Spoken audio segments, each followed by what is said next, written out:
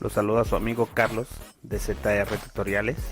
Estamos en una nueva sección llamada creación. En esta ocasión vamos a ver pues un poco de información de cómo realicé una mesita para un taladro de banco.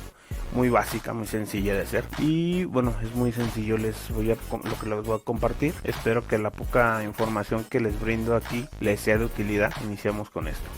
Les agradezco por estar aquí.